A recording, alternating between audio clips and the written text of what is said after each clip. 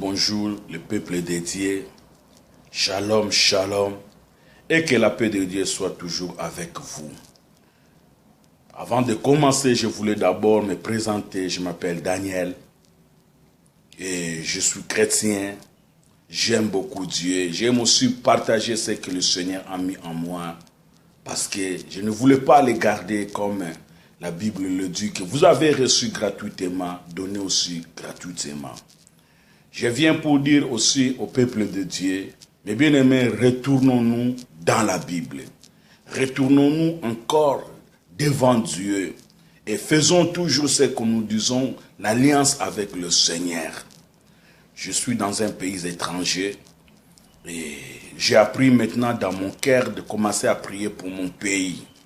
Je suis angolais et que ma prière cet matin, oui, alléluia, que le Dieu des cieux regarde l'Angola. Regardez mon pays, l'Angola, Seigneur. Je prie pour que mon pays, oui, alléluia, reçoive la grâce de Dieu. Je prie pour que mon pays, que le Seigneur, oui, alléluia, élève des personnes qui sont dignes d'être, oui, alléluia, dans le pouvoir. Je prie pour que le Seigneur tourne encore sa face vers l'Angola et que Dieu des cieux enlève la souffrance qui est dans l'Angola. Dans notre pays, dans mon pays, l'Angola, on a passé beaucoup des années dans la souffrance, dans la guerre. Et nous bénissons le Seigneur. Aujourd'hui, il n'y a pas la guerre comme avant, mais nous avons la guerre maintenant de la souffrance. Il n'y a pas vraiment de travail. Les jeunes qui sont là, qui ne travaillent pas. On voit l'esprit mauvais qui se tourne dans le pays. Les gens qui sont devenus comme des bandits. Les gens de la politique, oui, alléluia, ça fait des années qu'ils sont là-bas. C'est eux toujours qui aiment toujours gouverner les autres. Il ne veut même pas laisser le pouvoir pour l'autre aussi. Oui, alléluia, qu'il peut aussi donner des idées. Seulement eux, le pays est devenu comme leur pays. Et les présidents, ils ont des âges déjà, ils ont des âges de prendre les pensions, mais ne veut pas laisser le pouvoir pour les jeunes. Il veut seulement gouverner, lui aller le pouvoir. Comment vraiment le pays peut marcher comme ça? Nous vivons en Europe, nous voyons lorsque quelqu'un il a 80 ans, oui, alléluia, il laisse le pouvoir. Les jeunes qui viennent encore, qui commencent encore à donner des idées et le pays est en train de se développer. L'Europe, il est en train de développer. L'Europe a commencé à se développer depuis longtemps. Mais l'Afrique, nous sommes toujours tels que nous sommes, tel qu'il est. L'Afrique, toujours dans la souffrance. Il n'y a vraiment pas d'hôpitaux. Or, j'ai entendu un témoignage d'une maman qui voulait aller se coucher. Comme il n'y avait pas l'ambulance là emportée sur les motos. Quelle souffrance! Le gouvernement est là. Il ne voulait pas faire des choses comme est-ce que vraiment les présidents, vous regardez vraiment les autres pays? Vous regardez les autres pays, comment les autres pays se développent? Pourquoi l'Afrique est toujours dans les malheurs? Pourquoi l'Afrique est toujours sur les malédictions comme ça? Je prie la résurrection de me s'élever, de prier pour l'Angola et de dire cela pour que, oui, alléluia, ça ne sert à rien de maudire des personnes, mais mettons les gens là dans la prière. Prions pour que les gens là, oui, alléluia, qu'ils trouvent le Seigneur. Beaucoup de gens qui travaillent dans des gouvernements, ils sont dans les Rose-Croix. Beaucoup de gens qui sont dans le gouvernement, ils sont dans des marcaries. Vous êtes dans les marcaries, Dieu vous garde, Dieu vous donne la souffle de vie. Vous avez choisi votre chemin de faire cela. Dieu soit loué. Mais pensons quand même pour le peuple. Essayez vraiment de créer des choses comme nous voyons dans d'autres pays. Nous envions l'Europe. Aujourd'hui, l'Europe est devenir... Bon, je ne sais pas, moi, lorsque je suis venu en Europe, j'avais 22 ans. Je ne connais vraiment pas bien mon pays. J'avais 22 ans. Aujourd'hui, j'ai 54 ans en Europe. Mais la souffrance est de venir encore en Europe. Il n'y a même pas de travail parce qu'il y a plein d'étrangers. Les Africains fuient leur pays pour venir en Europe. Lorsque tu viens en Europe, tu ne vas pas travailler directement. Tu dois demander l'asile politique. Quand ils vont te donner les papiers, quand tu auras des papiers, Nous, on a reçu des papiers, on avait déjà 30 ans. L'âge est avancé. Tu travailles tout petit peu, les problèmes, ça commence encore à venir dans le corps. Vous savez, le corps que nous avons, ça ne va pas rester toujours jeune. Un moment, on s'est grandi, un moment, on arrive à devenir malade. Nous avons des problèmes, des souffrances dans des dos, des autres, des soucis. Il y a même des gens jusqu'à présent qui sont en Europe, n'ont même pas de papiers. Oh, que Dieu nous aide. Dieu nous aide. Que Dieu vraiment tourne sa face vers l'Afrique. Aujourd'hui, nous avons des enfants. Qu'est-ce qu'on doit laisser pour nos enfants? L'Europe aujourd'hui est là. Mais il y a la souffrance, il y a la crise. Il y a même des gens qui dorment dans des dehors. Heureusement qu'ici, il y a la sociale. Mais en Afrique, qu'est-ce qu'il y a la sociale? Voilà que le Seigneur, le Dieu de cieux, toi qui entendais la prière de Naomi, écoute aussi ma prière pour mon pays, l'Angola. Écoute la prière pour mon pays. Je prie mon pays maintenant dans le cœur. Même si Dieu me met un jour dans le cœur de venir, je dois venir. Mais lorsque tu dois arriver en Afrique, les gens qui sont là-bas, ils sont déjà dans des situations vraiment, je ne sais pas, ils ont vraiment, les gens qui travaillent dans le gouvernement sont des gens qui volent.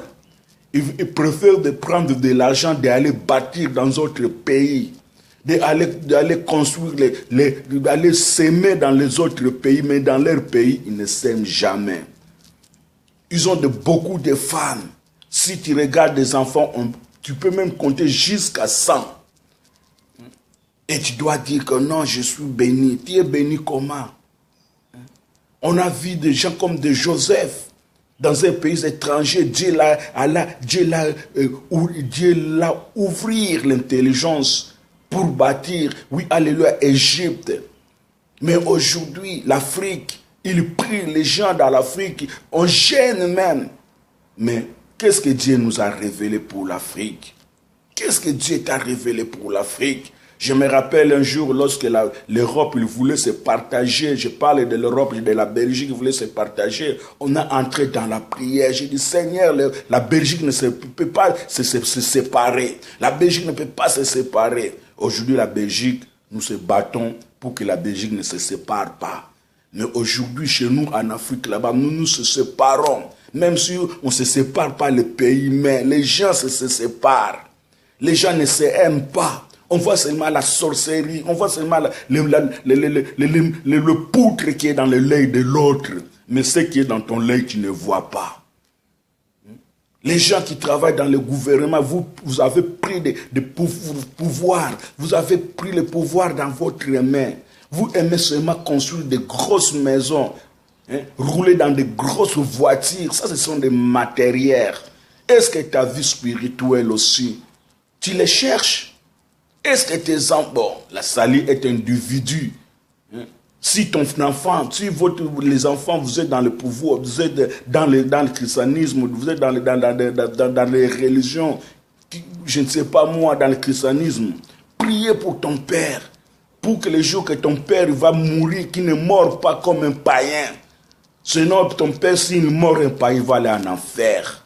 Il va aller en enfer, mes bien-aimés. À quoi sert de gagner la terre si tu perds ton âme?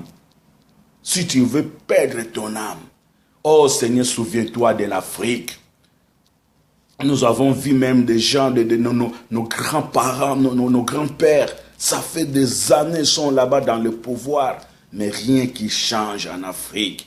L'Afrique, c'est devenue une terre de voleurs. L'Afrique est devenue une terre, oui, de corruption. Même si les Européens, ils ont fait l'Afrique comme leur terre. Mais nous-mêmes, nous sommes là. Est-ce que nous réfléchissons vraiment pour notre Afrique, pour la vie de nos enfants? Dieu a dit qu'il va maudire des troisièmes, il bénira des quatrièmes jusqu'à 1000 générations. Aujourd'hui, nous sommes des 40e générations que nous souffrons toujours, de 40e génération que nous sommes. Oh, que Dieu de Daniel, toi qui as fait le ciel et la terre, Père l'Éternel, souviens-toi de l'Afrique. Souviens-toi de cette terre que nous sommes.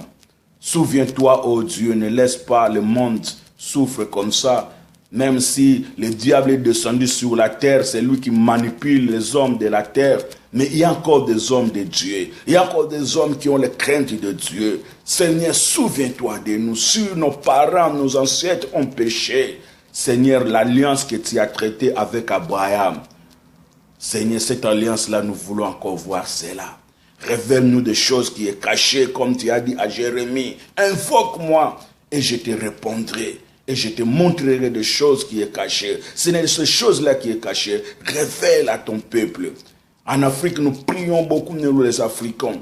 Les pasteurs, vous aimez seulement acheter des maisons dans des pays étrangers. Oui, des pasteurs, vous voulez seulement vivre dans de grosses voitures. Mais il y a des mamans qui souffrent. Il y a des personnes qui souffrent. Ah, je ne sais pas si nous sommes dans l'évangile de dent pour dent, l'œil pour l'œil. Ou bien nous sommes vraiment dans l'évangile vraiment de miséricorde. Si nous sommes dans l'évangile de miséricorde, changeons notre façon même de prêcher. Changeons notre façon de voir des choses. Et que mon Dieu vraiment vous bénisse. À vous que vous écoutez cette parole, si vous le voyez, il est dans l'erreur, corrigez. Si vous voyez qu'il est bien, donnez aussi pour les autres personnes. Mais n'oubliez pas parce que Jésus vient bientôt. Voilà le message d'aujourd'hui. Il est écrit dans le livre de Naomi, premier chapitre, verset 4. Lorsque j'ai entendu ces choses et je m'ai assis et je pleurais et je fouillais plusieurs jours dans la désolation. Je jeûnais et je priais devant le Dieu des cieux. Le monsieur Naomi, il travaillait dans la maison royale. Il était bien, mais il a entendu la souffrance d'Israël. Lorsqu'il a entendu la souffrance d'Israël, il a approché le roi pour dire, non, roi, mon pays souffre. Mon pays souffre, je voulais aller à Jérusalem. La Bible nous dit que Naomi s'est retournée à Jérusalem. Et là-bas, Dieu l'a révélé des choses. Aujourd'hui, est-ce qu'il y a encore des Naomi? Est-ce qu'il y a encore des gens vraiment que Dieu peut révéler des choses pour les autres? Seigneur, nous sommes là encore. Et nous continuons toujours à se battre. Nous continuons toujours à prier. Nous continuons toujours à déclarer ta miséricorde. Surtout ton alliance que tu as traitée avec nos parents et avec nous, Seigneur. Souviens-toi de cela. Et que mon Dieu, oui, alléluia, qui entend les cris de son peuple, écoute ma prière pour ton peuple, Seigneur. Bénir l'Afrique, bénir l'Europe, bénir l'Asie et l'Amérique. Shalom, shalom. Et que Dieu vous bénisse, mes bien-aimés, dans le Seigneur. À quoi sert de quitter l'église, d'aller dans l'autre église? Oui, c'est bien. Mais nous savons que la Bible dit que Jésus-Christ a pris tout sur la montagne de Golgotha. Il est dans la montagne de Golgotha, c'est là où Jésus a vaincu les diables. Nous aussi, nous vaincons les diables parce que nous avons la parole que le Seigneur a mis dans notre cœur et que Dieu bénisse l'église de Dieu. Et Jésus-Christ, il est le même hier et l'éternellement. Amen.